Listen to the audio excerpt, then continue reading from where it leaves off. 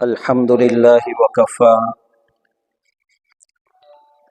والصلاة والسلام على من لا نبي بعده. أعوذ بالله من الشيطان الرجيم. بسم الله الرحمن الرحيم. يا أيها الذين آمنوا هل أدلكم على تجارة تنجيكم من عذاب أليم تؤمنون بالله ورسوله وتجاهدون في سبيل الله بأموالكم وأنفسكم ذلكم خير لكم إن كنتم تعلمون يغفر لكم ذنوبكم ويدخلكم جنات تجري من تحتها الأنهار ومساكن طيبة في جنات عدن ذلك الفوز العظيم وأخرى تحبونها نصر من الله وفتح قريب صدق الله العظيم. اللهم صل على محمد بعدد من صلى وصام. اللهم بارك على محمد بعدد من قعد وقام. اللهم ربنا اجعلنا من الذين آمنوا وعملوا الصالحات وتواصوا بالحق وتواصوا بالصبر. اللهم آت نفسي تقواها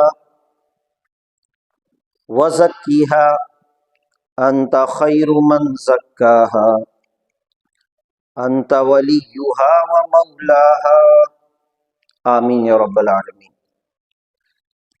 انتہائی قابل احترام محترم جناب حاجی نور الہی صاحب، دیگر ذمہ داران جماعت اسلامی، ذمہ داران تنظیم اساتذہ پاکستان ضلع میرپور خاص، احباب مکرم بزرگان،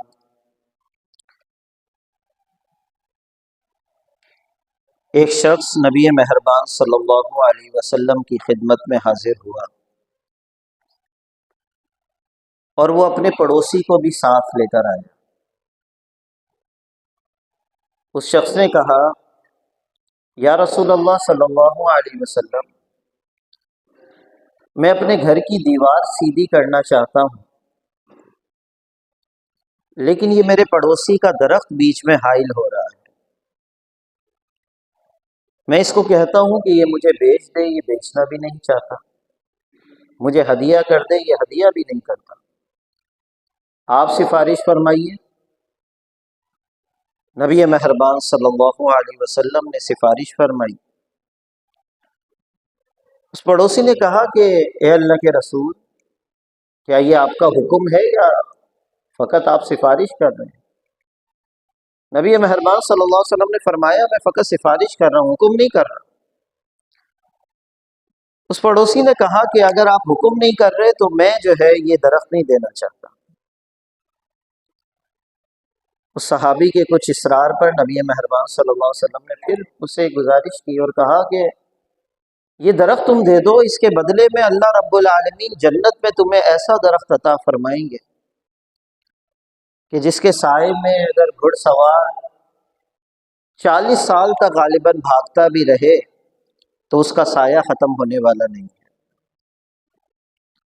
لیکن اتفاق دیکھیے کہ اس شخص کے دل کے اوپر پھر بھی وہ درخت جو ہے زیادہ بھاری رہا. اس نے کہا، یا رسول اللہ صلی اللہ علیہ وسلم، میرے لیے یہ ممکن نہیں. ابھی یہ بات چل رہی تھی کہ اچانک محفل میں موجود ایک اور صحابی حضرت ابو الدحداء رضی اللہ تعالیٰ عنہ کھڑے ہو گئے اور کہنے لگے کہ یا رسول اللہ صلی اللہ علیہ وسلم، یہ جو خوشخبری ابھی آپ نے اس کو دی ہے، اگر میں یہ درخت لے کر اس بھائی کو دے دوں تو کیا یہی خوشخبری میرے لیے ہو؟ نبی مہربان صلی اللہ علیہ وسلم نے فرمایا بالکل آپ کے لیے ہو۔ وہ فوراً اس پڑوسی کے پاس گئے اور کہا بھائی تم مجھے جانتے ہو؟ اس نے کہا بالکل جانتا ہوں، تمہارا نام ابو الدہداء ہے، تمہیں معلوم ہے میرا کتنا بڑا باغ ہے؟ کہا بالکل، 400 درخت پہ مشتمل باغ، ابو الدہداء کی باغ کی کھجوریں مدینے کے اندر سب سے خاص۔ ابو الدہداء نے کہا رضی اللہ تعالیٰ عنہ نے، دیکھو میں یہ پورا باغ تمہارے حوالے کرتا ہوں، بس یہ درخت جو ہے اس کے بدلے میں مجھے دے۔ اس نے کہا کہ حیران ہو گیا، اس نے کہا کہ کیا بات کر رہے ہیں؟ حضرت ابو الدہداء رضی اللہ تعالیٰ عنہ نے فرمایا میں سب کو گواہ بناتا ہوں، یہ سب جو بیٹھے ہیں میں پورا باغ دینے کو تیار ہوں، یہ درخت مجھے آپ دے دیں۔ بڑا خوش ہوا، فوری طور پہ سودا ہوا، اور حضرت ابو الدہداء رضی اللہ تعالیٰ عنہ نے وہ درخت لے کر فوری طور پر جس کا مطالبہ تھا بھائی کا، جس کو اپنی دیوار سیدھی کرنی تھی، اس کو کہا میں تمہیں یہ ہدیۃً دیتا ہوں۔ دیتے ہی فوری طور پر متوجہ ہوئے نبی مہربان صلی اللہ علیہ وسلم کی طرف اور کہا یا رسول اللہ صلی اللہ علیہ وسلم، ایک مرتبہ اور آپ وہ اعلان کر دیجئے جو خوشخبری آپ نے ابھی تھوڑی دیر پہلے اس درخت والے بھائی کو سنائی تھی، اب یہ خوشخبری میرے لیے سنا دی۔ نبی مہربان صلی اللہ علیہ وسلم نے فرمایا نہیں ابو الدہداء، تمہارے لیے یہ خوشخبری نہیں۔ پریشان ہوئے، یا رسول اللہ صلی اللہ علیہ وسلم ابھی تو آپ نے یہ بات کہی تھی۔ نبی مہربان صلی اللہ علیہ وسلم نے مسکراتے چہرے کے ساتھ فرمایا کہ ابو الدہداء بات ایک درخت کی تھی، تم نے تو پورا باغ اللہ کے راستے میں قربان کر دیا۔ ابھی جبرائیل امین میرے پاس تشریف آئے اور انہوں نے کہا کہ ابو الدہداء کو خوشخبری دو کہ اللہ نے ایسا ہی پورا باغ جنت میں اس کے لیے تیار کیا ہے جس کے اندر تمام درخت ویسے ہی ہوں گے کہ جس کے نیچے اگر گھڑ سوار 40 سال تک بھاگتا رہے اس کا سایہ ختم ہونے والا نہیں۔ معزز سامعین کرام، گفتگو کا آغاز اس واقعے سے کرنے کا مقصد یہ تھا، یہ کون سی چیز تھی کہ جس نے حضرت ابو الدہداء رضی اللہ تعالیٰ عنہ کو اتنا غنی کر دیا؟ یہ اللہ کے راستے میں سب کچھ قربان کرنے کو آمادہ کر دیا کہ گھر پہ پہنچے ہیں، آواز دے رہے ہیں ام دادا باہر نکل آئیں، میں نے اس کا سودا کر دیا۔ وہ بھی جنتی خاتون تھی، پوچھا کس بات پہ، کس کے بدلے میں سودا کیا ہے؟ کہا کہ اللہ تعالیٰ سے سودا کیا ہے اور جنت کے بدلے میں کیا۔ تو کہنے لگی واہ واہ، کیا سودا کیا ہے، کیا بہترین سودا کیا ہے، اور سب کچھ چھوڑ چھاڑ کے اور باہر تشریف لے۔ معزز سامعین کرام، آج کا جو موضوع ہے تزکیہ نفس، حقیقت میں یہ واقعہ اس تزکیہ نفس کی معراج ہے۔ یہ جو آیت آپ کے سامنے تلاوت کی، یا ایھا الذین آمنوا ھل ادلکم علی تجارہ، آؤ اے ایمان والو، وہ کون ایمان والے کہ جو ایمان لانے کے بعد لم یرتابوا، کبھی شک میں نہیں پڑتے کہ اللہ نے کہا ہے اور نہ جانے معاملہ ایسا ہے بھی یا نہیں۔ وہ اقبال نے کہا نا کہ غلامی سے بدتر ہے بے یقین۔ یہ جو آج امت مسلمہ کا معاملہ ہے وہ بے یقینی کا مسئلہ ہے، اور اللہ رب العالمین آپ دیکھیں کس پیار سے اور کس انداز میں ہمیں مخاطب ہوتے ہیں، یا ایھا الذین آمنو، اے وہ لوگوں جو یقین رکھتے ہو۔ اگر یقین ہے تو آگے بات سننے میں مزہ آئے گا، اگر ایمان کے اندر کوئی لچک ہے تو پھر یقینی طور پر یہ جو بات آگے آنے والی ہے بڑی بات ہے۔ شاید کبھی دل اس کا اقرار کرے اور ہو سکتا ہے کہیں پر۔ معزز سامعین کرام، اللہ رب العالمین فرما رہے ہیں ہل ادلکم علی تجارہ، کیا تجارت کے بارے میں، ایسی تجارت کے بارے میں نہ بتاؤں تنجیکم من عذاب علیم، جو تمہیں دردناک عذاب سے بچا دے۔ یہ حقیقت میں ہم سب کے سب کا نام جو ہے کہیں نہ کہیں جہنم کے کسی کونے میں لکھا ہوا ہے، اور ہم کہیں نہ کہیں سے جو ہے کوئی اعمال کی صورت میں فتیہ دے کر اور اس سے خلاصی نکلوا کر، اور وہ جو جنت میں ٹھکانہ موجود ہے اس کے وارث بننے والے ہیں انشاءاللہ۔ اللہ رب العالمین فرما رہے طریقہ کیا ہوگا، تنجیکم من عذاب علیم، جو تمہیں دردناک عذاب سے بچائے۔ طریقہ یہ ہے کہ تؤمنون باللہ، تم اللہ رب العالمین پر ایمان لے آؤ، ورسولہ، اور اس کے رسول، اللہ کے رسول صلی اللہ علیہ وسلم اس دنیا کے اندر جو تشریف لائے، نبی مہربان صلی اللہ علیہ وسلم نے کام کیا کیا، یہ جو جماعت تیار کی نبی مہربان صلی اللہ علیہ وسلم کہ کھڑے ہو گئے کوہ صفا پر، یہ اگر میں کہوں کہ اس پہاڑی کے پیچھے ایک لشکر آ رہا ہے، مان لو گے؟ سب نے کہا، کوئی اور کہتا تو ہم کہتے کوئی نشانی دکھاؤ، کوئی گھوڑوں کی ٹاپوں کی آوازیں، کوئی اڑتی ہوئی دھول، کوئی لگائی ہوئی آگ، کوئی لوگوں کا شور، کوئی نشانی۔ لیکن اگر آپ کہہ رہے ہیں بغیر نشانی کے، ہم ماننے کو تیار۔ نبی مہربان صلی اللہ علیہ وسلم نے فرمایا قولوا لا الہ الا اللہ، لوگو لا الہ الا اللہ کہہ دو۔ ہمارے ہاں مسئلہ کلمے کا بھی ہے، ابھی بات کر رہے تھے حاجی صاحب توحید کے حوالے سے۔ ہم سارے بچوں کو تو جو ترجمہ پڑھاتے ہیں وہ بالکل مختلف پڑھاتے ہیں، کلمے کی ترتیب الگ ہوتی ہے، ترجمہ ہم الگ پڑھاتے ہیں۔ کلمہ لا سے شروع ہوتا ہے، ہم پہلے اللہ پر پہنچاتے ہیں بچوں کو، اللہ کے سوا کوئی معبود نہیں۔ لیکن حالانکہ جو کلمے کی ترتیب ہے اس کے اندر تو پہلے بغاوت ہے، پہلے تو انکار ہے، اللہ تو قبول ہی نہیں کر رہا پہلے، ورنہ کفار مکہ کے لیے کوئی مسئلہ نہیں تھا اللہ کو ماننا، یعنی وہ 360 تو مانتے تھے نا، اگر 360 میں ایک اور اضافہ ہو جائے ان کے لیے کوئی کمپرومائز کرنا معاملات میں کوئی مسئلہ نہیں تھا۔ مسئلہ کیا تھا کہ لا پہلے کلمے کے اندر نہیں آ رہا تھا، کہ پہلے تو تم نے بغاوت کرنی ہے، سب کا انکار کرنا ہے تمام معبودوں کا۔ جب سب کا انکار ہو جائے تو پھر اللہ کے پاس آنا ہے، الا اللہ، اللہ میں سب سے بغاوت کر کے آیا ہوں، سب سے بغاوت کر کے پھر تیرے پاس آیا ہوں۔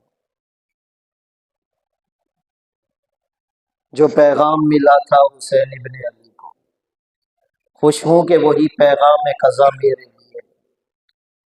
توحید تو یہ ہے کہ خدا حشر میں کہہ دے یہ بندہ دو عالم سے خفا میرے لیے، یہ حقیقت میں معاملہ۔ لیکن اس معاملے پر اور اس جگہ تک پہنچانے کے لیے نبی مہربان صلی اللہ علیہ وسلم نے کون سا کام کیا؟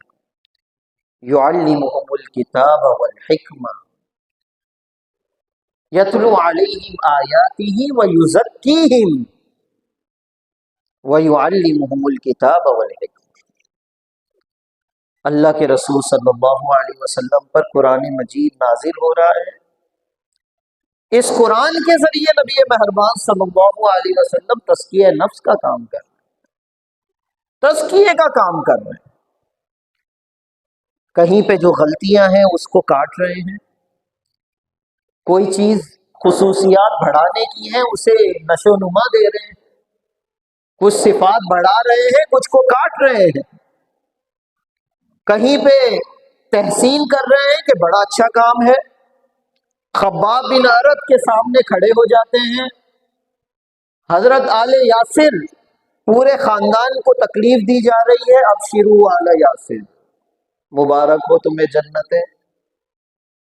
اور کہیں پہ کوئی صحابی آ جائے، یا رسول اللہ صلی اللہ علیہ وسلم اب تو بڑی تکلیفیں مل گئی، اب تو کچھ دعا فرمائیے. وہاں پہ یہ غلطی جو ہے، اگنے والی اس جھاڑ کو کاٹ رہے ہیں، چہرہ تبدیل کر دیا. ابھی سے ہی یہ بات، ابھی تو تمہارے پاس وہ مثالیں نہیں آئیں. مستہم البأساء والضراء وزلزلوا، یہاں تک کہ کیا ہوا کہ جن کو تکلیفیں پہنچی وہ ہلا دیے گئے. سب نے کہا، رسول نے بھی کہا، ایمان وال متا نصر اللہ، اے اللہ کب آئے گی مدد. ایمان والے کو لایا جا رہا ہے زمین میں گاڑ کے، اور اوپر سے آری چلائی جا رہی ہے. یہ نبی مہربان صلی اللہ علیہ وسلم اپنے صحابہ کو یہ مثالیں دے رہے ہیں. یہ حقیقت میں جو تزکیے کا کام ہے، یہ جو تیاری جو چل رہی ہے، حقیقت میں یہ مکی دور کے اندر انفرادی طور پر نبی مہربان صلی اللہ علیہ وسلم صحابہ کو سمجھا رہے ہیں کہ آگے جو 10 سال آنے والے ہیں اس کے اندر بڑے انقلابی کیفیت پیدا ہوئی. اور کام کون سی چیز آئے گی؟ یہ جو تزکیہ نفس کا کام ہے. اس میں کبھی نبی مہربان صلی اللہ علیہ وسلم خود کو بھی پیش فرماتے. کبھی اوجڑی، اونٹ کی اوجڑی ڈالی جا رہی ہے سجدے کی حالت میں، کبھی گردن کے اندر رسی ڈال کے کھینچا جا رہا ہے، زبان باہر آ رہی ہے. کبھی شیب ابی طالب کے اندر 3 سال تک ایسا سوشل بائیکاٹ کہ ایسی چیز بھی بچتی نہیں ہے کہ جو جانور کھا سکے. اور کبھی سارے سرداران قریش جمع ہوتے ہیں ابو طالب کے پاس، جناب اپنے بھتیجے کو سمجھائیے، ہم نے ابھی تک آپ کی وجہ سے برداشت کیا تھا، اب نہیں، اب ہم آپ کی بھی ضمانت قبول نہیں کریں گے. چچا ابو طالب نے بلایا، بھتیجے بیٹا میں کمزور ہو گیا ہوں، ذرا ان کی بات تو سن لو، یہ کہنا کیا چاہتے ہیں. نبی مہربان صلی اللہ علیہ وسلم نے پوچھا، کیا کہنا چاہتے ہو؟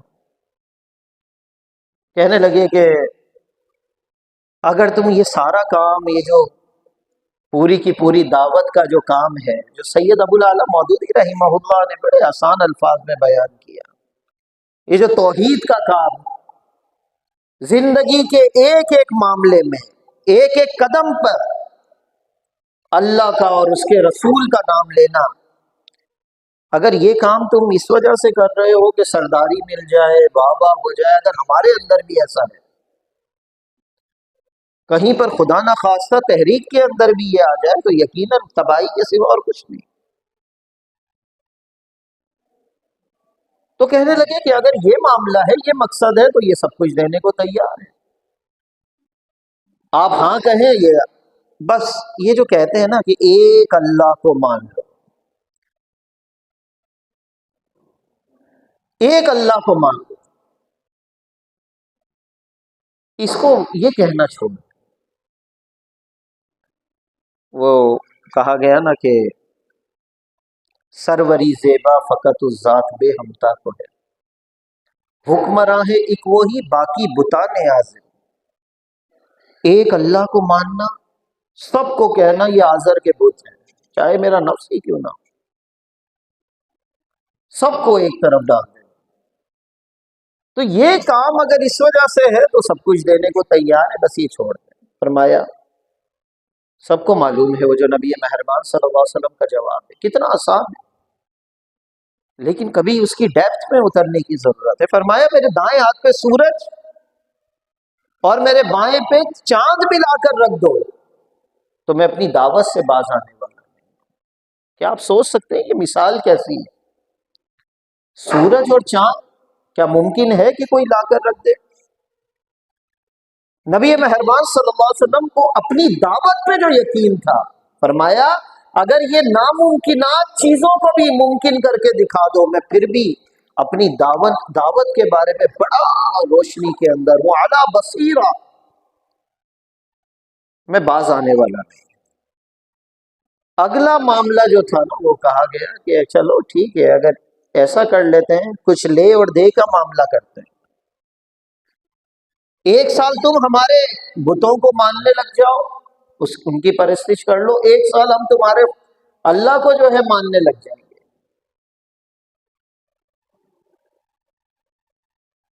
تو اقبال نے کہا نا کہ باطل دوئی پسند ہے، حق لا شریک ہے، شرکت میں یا نہ حق کو باطل نہ کر قبول۔ حقیقت میں معاملہ ہمارا حق کا مسئلہ یہ ہے نا کہ نبی مہربان نے ہمیں یہ سکھایا کہ بھائی کمپرومائز تو ہے ہی نہیں دین کے اندر، کچھ لے اور کچھ دے کا تو معاملہ ہی نہیں ہے یہاں۔ نبی مہربان صلی اللہ علیہ وسلم خاموش ہو گئے کہ وہ سمجھے کہ شاید اب کوئی رضامندی کی صورت، لیکن آیت نازل ہوئی، قل یا ایھا الکافر لا اعبد ما تعبد، نہ تو تم وہ عبادت کا حق ادا کر سکتے ہو، اللہ کو تو 24 گھنٹے کا غلام چاہیے۔ میں اور آپ جو کہتے ہیں، مولانا نے جو کہا، کیا کہا کہ اللہ کو یہ نہیں ہے کہ مسجد کے اندر میں کہوں کہ وما خلقت الجن والانس الا لیعبدون، اور وہاں سے نکل کر اگر دکان پہ چلا جاؤں تو سب سے اچھا سوشلزم، سب سے اچھا اشتراکیت یا دیگر چیزیں، اللہ کو ایسا غلام پسند نہیں۔ الا لیعبدون کا مطلب یہ ہے کہ زندگی کے ہر معاملے میں اللہ کو غلام ہی چاہیے۔ نبی مہربان صلی اللہ علیہ وسلم نے فرمایا نا، مومن کی مثال تو اس اونٹ کی طرح ہے کہ جس کی نکیل جو ہے کس کے ہاتھ میں؟ اس کے مالک کے ہاتھ میں، وہ جہاں چاہے اسے پھیر دے۔ اس لیے معزز سامعین کرام، یہ تزکیے کا کام جو نبی مہربان صلی اللہ علیہ وسلم نے مکی دور میں فرمایا، اور پھر قرآن مجید اور نبی مہربان صلی اللہ علیہ وسلم تزکیے کے حوالے سے مسلسل آپ دیکھیں گے کہ اس معاملے سے، ان تمام چیزوں سے گزارتے رہے، آزمائشوں کے دور سے۔ سورۃ البقرہ کے 2 سپارے کے آخر میں آپ کو معلوم ہے کہ ایک جنگ کا تذکرہ ہے، طالوت اور جالوت کا مقابلہ۔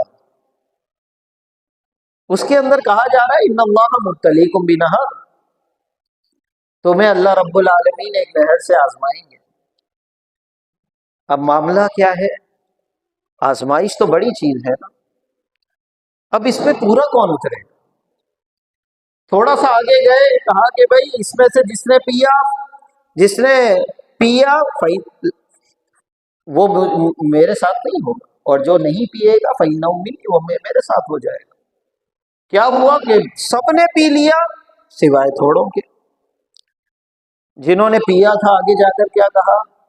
قالوا لا طاقت لنا اليوم بجالوت وجنود، آج ہماری ہمت ہی نہیں ہے کہ ہم جالوت کا کیا کر سکیں؟ مقابلہ کر سکیں۔ وہ جو اللہ کی نافرمانی، وہ جو اللہ کی آزمائش پر پورا اترنے کا معاملہ ہے، جب بندہ اس پر پورا نہیں اترتا تو وہ جو اگلا اسٹیپ ہے، یہ جس کا کہا گیا کہ تزکیہ نفس سے جہاد، وہ یقینی طور پر بنا مسلم جو ہے اس سطح پر نہیں پہنچ پاتے۔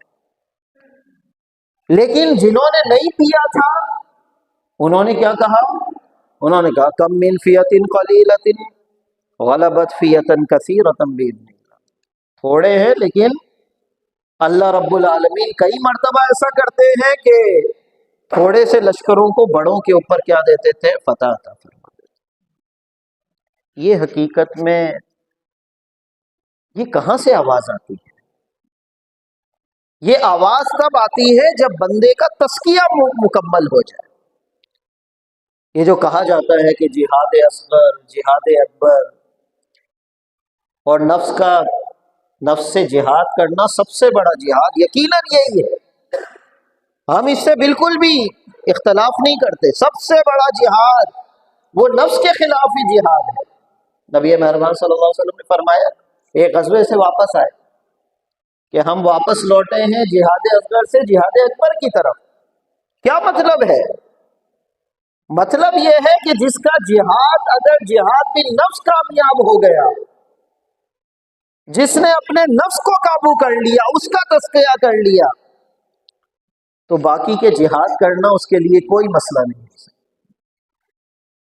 لیکن جب یہ جو ہے انسان کا نفس ہی قابو میں نہ ہو، تو پھر اللہ کے راستے میں مال کے ساتھ جہاد کرنا، مال دینا بڑا مسئلہ لگتا. پھر وہ نہیں نکلتا، مال نہیں نکلتا، جان دینا بڑا مسئلہ لگتا ہے.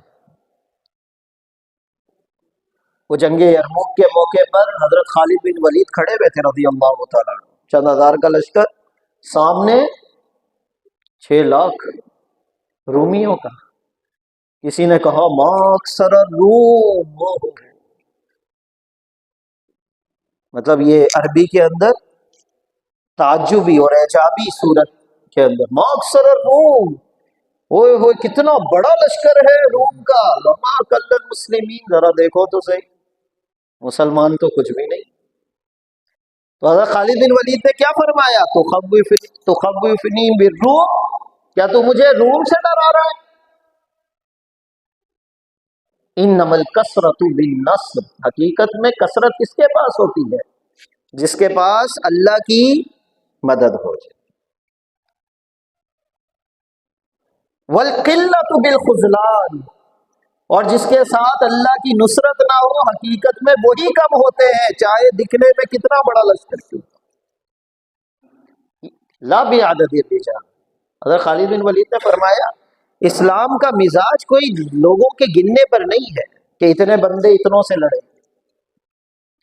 وہ حضرت عمر بن عاص رضی اللہ تعالیٰ عنہ نے مصر میں اسکندریہ فتح نہیں ہو رہا تھا، حضرت عمر فاروق رضی اللہ تعالیٰ عنہ کو لکھا کہ ذرا فوج بھیجیں تاکہ ہم مقابلہ تو کر سکیں ان سے، کوئی بڑا لشکر بھیجیے گا.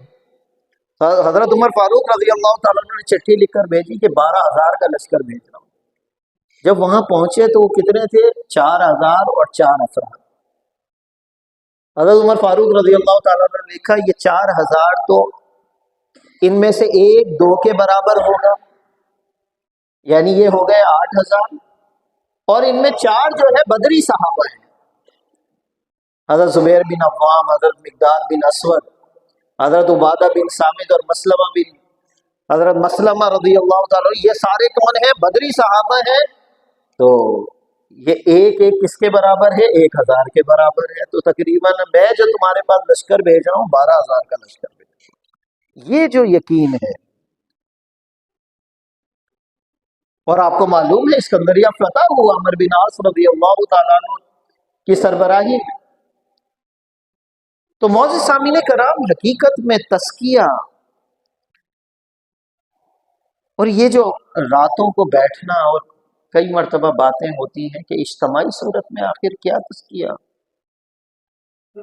لیکن حقیقت میں وتواصوا بالحق وتواصوا بالصبر، یہ جو طریقہ کار ہے تزکیے کا آج کے دور میں خصوصی طور پر، یعنی اگر انفرادی طور پہ بندہ بیٹھ جائے تو یقیناً اتنے بہکاوے ہیں شیطان کے کہ آج کل انفرادی طور پہ بیٹھنا بڑا محال ہے. یعنی اعتکاف میں بھی بیٹھ جائیں تو بڑے معاملات خراب ہیں. لیکن کچھ اجتماعیت ایسی ہوتی ہے کہ جس کے نتیجے میں یقیناً ایک دوسرے کو حق کی تلقین، صبر کی تلقین، کہیں پہ آپ کے قدم لڑکھڑانے لگے میں کہوں کہ میں تمہارے ساتھ ہوں، کہیں میرے لڑکھڑانے لگے آپ کھڑے ہو جائیں، یہ وہ جو چیز ہے، وہ جو تزکیے کی حقیقت میں یہ جب کامیاب ہو جائے تو آگے کے مراحل بڑے آسان ہو. یہ اگر ناکام ہو تو پھر نبی مہربان صلی اللہ علیہ وسلم نے فرمایا کہ تمہاری مثال، یعنی تم بہت زیادہ ہوں گے لیکن تمہاری حیثیت کیا ہوگی؟ کا غسائل سیل، سمندر پہ بہتے ہوئے جھاگ کی طرح. اس کی وجہ کیا ہے؟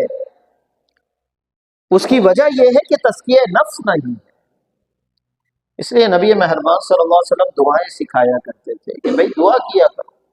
یہ جو شروع میں نے دعا آپ کے سامنے پڑھی ہے، अल्लाहुम्मा आती नफ्सी तकवाहा, ये अल्लाह मेरी नफ्स को तकवा अता कर, वज़क्कीहा अंत खैरु मन ज़क्काहा, इसको पाक साफ कर, इसका तस्किया फरमा, आप ही हकीकत में तस्किया फरमाने वाले।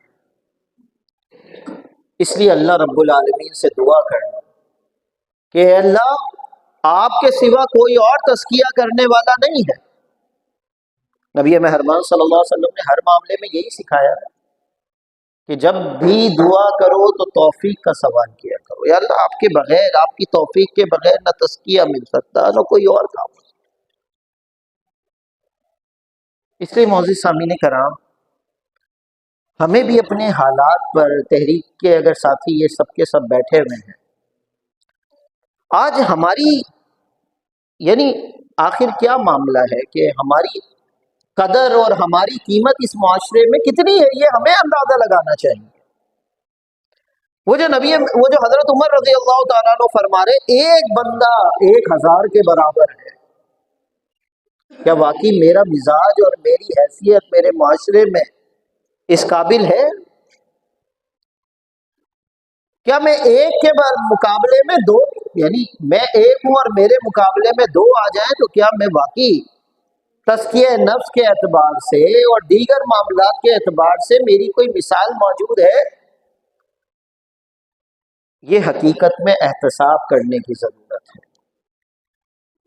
इसलिए मौज़िज़ सामीन, ये जब तस्किया हो जाता है और तस्किए के दौरान आपको मालूम है कि अल्लाह रब्बुल आलमीन फरमाते हैं, इन्नल्लज़ीना तक़ौ इज़ा मस्सहुम ताइफुम मिनश्शैतानि तज़क्करू फ़इज़ा हुम मुबसिरून। कई मर्तबा ऐसा होता है कि ईमान वाले, यानी शैतान का असल हदफ ही ईमान वाले होते, तकवा मुत्तकी लोग होते हैं। शैतान जब भी आता है तो ये क्या करते हैं, बेदार हो जाते हैं। जैसी थोड़ी उकसाहट महसूस होती है, ये खबरदार हो जाते हैं कि अब शैतान आ गया, उसने काम शुरू कर दिया है। फ़इज़ा हुम मुबसिरून, ये तैयार हो जाते हैं, अलर्ट हो जाते हैं कि कहीं जो है शैतान के बहकावे में मैं ना आ जाऊं। इसलिए मौज़िज़ सामीन, आज जो सूरत हाल है पूरी दुनिया के अंदर, आप देखें कि पूरी दुनिया में मुसलमान जो है वो मजलूम है। इसकी वजह क्या है?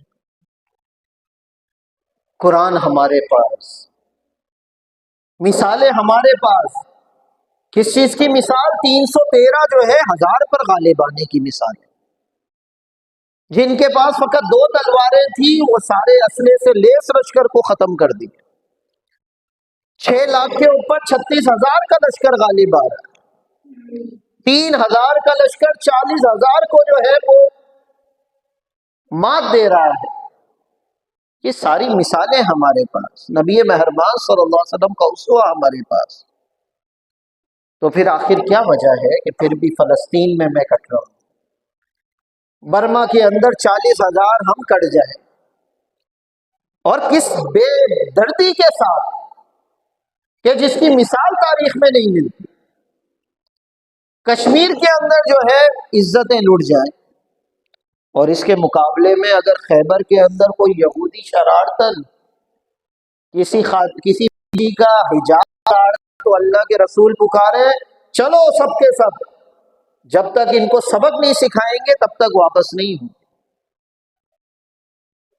सिंध की जमीन पर अगर किसी मुसलमान औरत के साथ ज्यादती हो जाए तो 10 रमजानुल मुबारक यौम बाबुल इस्लाम बन जाता है।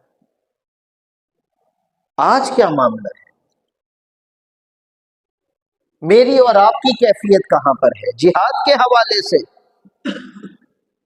कि नबी मेहरबान सल्लल्लाहु अलैहि वसल्लम एक तरफ पुकार रहे हैं, हजरत हंज़ला रज़ी अल्लाह तआला अन्हु शबे उरूसी के अंदर खड़े हो जाते हैं कि नहीं, अगर अल्लाह के रसूल की पुकार आ गई तो पहले नंबर पे ही है।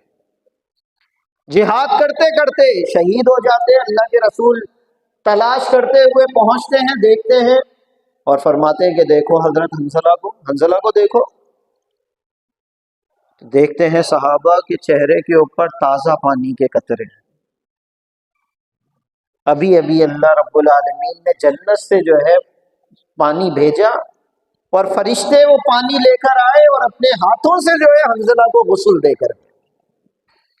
وہ اقبال نے کہا نا کہ جس کا عمل ہو بے غرض اس کی جزا کچھ اور ہے،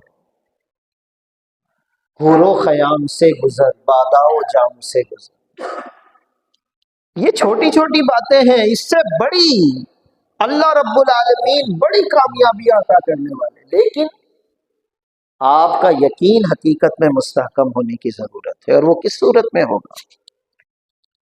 اس دل کے تزکیے کے ساتھ۔ حقیقت میں روزہ ابھی ہم رکھ رہے ہیں، راتوں کو جاگ رہے ہیں، یہ نفس کہہ رہا ہے کہ تھوڑی دیر آرام کر لیں، یہ نفس کہہ رہا ہے کہ کیا مسئلہ ہے دوپہر کو کیوں نہیں کھاتے، اس ضرورت کے باوجود کیوں نہیں کھلا رہے اس زبان کو۔ لیکن میں کہتا ہوں کہ اللہ کا جہاں پر حکم آ جائے اس سے آگے کوئی بات نہیں کرے۔ اس لیے معزز سامعین کرام، آخری بات کہ حضرت سعد بن ربیع رضی اللہ تعالیٰ، بیٹیوں کے باپ، نبی مہربان صلی اللہ علیہ وسلم کے کہنے پر احد کے میدان میں چلے گئے، اور آپ کو پتا ہے کہ 70 سے زیادہ زخم لگے ہوئے تھے جب ایک صحابی نبی مہربان صلی اللہ علیہ وسلم کا پیغام لے کر ان کے پاس پہنچے، حضرت زید بن ثابت۔ فرمایا کہ اللہ کے رسول نے سلام کہا ہے، پوچھا ہے کہ کیا محسوس کر رہے ہیں؟ کہنے لگے کہ اللہ کے رسول کو 70 زخم لگے ہوئے ہیں، کس کی وجہ سے؟ کہ نبی مہربان صلی اللہ علیہ وسلم نے بلایا تھا، جان دے دی، اب بیٹیوں کا کیا ہوگا، گھر کا کیا ہوگا؟ لیکن کیا معاملہ ہے، زبان پہ کیا ہے؟